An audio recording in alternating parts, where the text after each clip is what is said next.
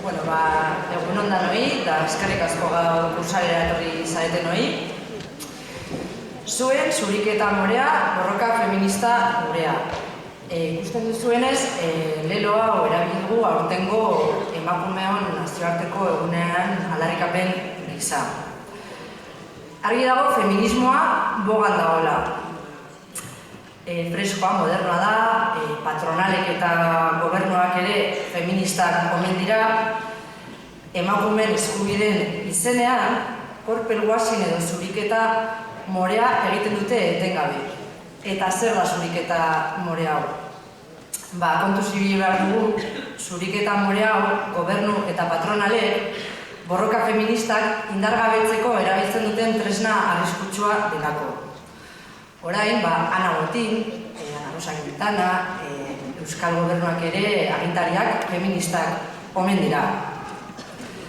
El purple washing o el lavado de imagen morado es eso, un lavado de cara y un instrumento peligroso que sirve o está sirviendo en muchos casos para desactivar logros y victorias feministas históricas. Eta gaur egun nork ez du bere burua feministatzat jotzen? Ezkerrean ere, nor ez da feminista. Nor jarriko du zalantzan emakumeok boteregunetan egon behar dugula, edo lan berdina egiteagatik soldata berdina jaso behar dugula, edo gure aurkako indarkeria matxista sistemikoarekin ere bukatu behar dela. Feminismoa zerbait bada, deserosoa da. Bai ezker, zein eskubiarentzat. Deserosoa eta inpertinentea ere kasu askotan, progresista zein kontserbadorentzat. Azkenean, botere ilegitimoen ariketak agerian uzten dituelako. Boterea esparru publikoan, baina batez ere ikusten ez den boterea esparru pribatuan ematen dena. Pertsonala politikoa delako eta politikoa pertsonala. Gaurko egunean feminismoa hitz egingo dugu, bai, noski. Baina egunerokoan elan gabiltzan feminismoaz hitz egingo dugu. Biztanleriaren 89% aldeko feminismoaz hitz egin nahi dugu gaur. Nosotras defendemos un feminismo por y para el 99% de la población. Un feminismo cuestionador que no sirva para seguir reproduciendo el sistema y nos ayude a que las mujeres, sobre todo, seamos sujetas de nuestras luchas y de nuestras vidas. 2008ko martxoak 6 honetan, ekitaldi hau Donostin izatea imaginatuko zuenez, ez da kasualitatea, eta gaurko ekitaldi hau, elaren irakurketa politiko feministak orokorrak egiteaz aparte, guretzako, omenaldi ekitaldi bat izatea nahi dugu, ez?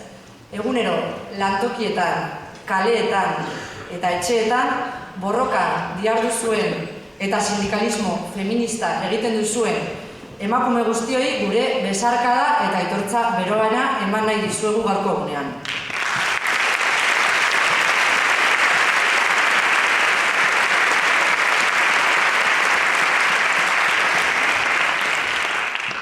Eta grebak egiten dituzuen emakumeak, emakume gaiztoak omen zarete batzuentzat. Bake soziala edo eta gure ustezko ongizate oasi euskalduna zalantzan jartzen ari zarete kasu askotan. Botere publiko eta pribatuei aurre eginez. Egungo langile borroka feministaren historiaren horriak idazten ari zarete hemen zaudeten askok. Omenaldi politiko honekin batera, Leire Kartegi ere ondo azalduko duen bezalaxe, ela barnean ere egiten ari gara prozesu feminista. Genero ekitaterako antolakuntza prozesuaz mintzatuko gara berandago. Ela feminista kaleetan, lantokietan, eraikitzen ari garelako alde batetik, baina era berean eta ezinbestean sindikatuaren barne eraldaketa feministarekin batera doalako. Hacemos o intentamos hacer sindicalismo feminista tanto dentro como fuera del sindicato. Dentro estamos sumergidas dentro del proceso que llamamos cambio organizacional pro equidad de género. Y fuera del sindicato también el trabajo que se está haciendo, ni qué decir, de todo el trabajo, los conflictos laborales feminizados y precarizados. Azken hamarkadan, Euskal Herrian, eraldaketa sozial eta politiko garrantzitsuak bizi izan ditugu.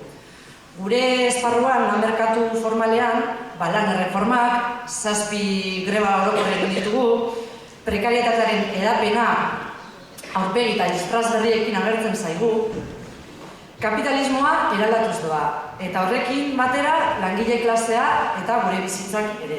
Eta zentzu honetan, feminismoak hainbat ekarpen eta irakaspen ekarri dizkigu mundu sindikalari ere azken urteotan. Feminismoak ez du atzera pausorik. 2 greba feminista burutu dira Euskal Herrian eta nazioarte mailan 2018 eta 2019 urteetan.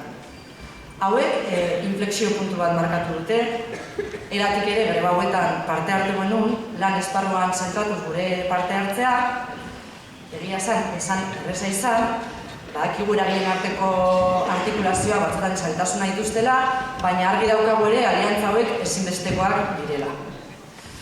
Greba hauen ostean ere argi ikusi da antolakuntzaren garrantzi eta beharra, eta de hecho ez da kasualitatea aurtengo martxoak 8 lelo nagusia mugimendu feministaren leloa antolakuntza eta borroka feministaren ildotik joatea.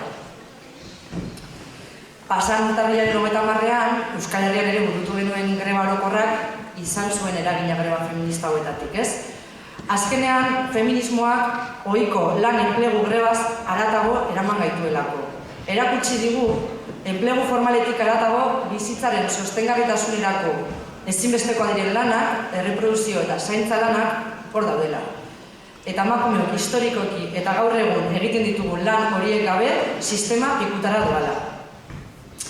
Baita ere, feminismoak gogoratzen digu indarkeria matxista ez dela kontu pribatu bat, ez? Eta oraindik ere, ozen jarraitzen dugula esaten, nik sinisten dizut emakume baten hitzak eta bizitza zalantzan jartzen direnean. Bestalde ere, aipatu beharra dago, iaz, 2019ko azararen batetik 3.000 emakume elkartu ginela Durangon Euskal Herriko 5. jardunaldi feministetan, ez? Argazkia bertan oso potentea izan zen.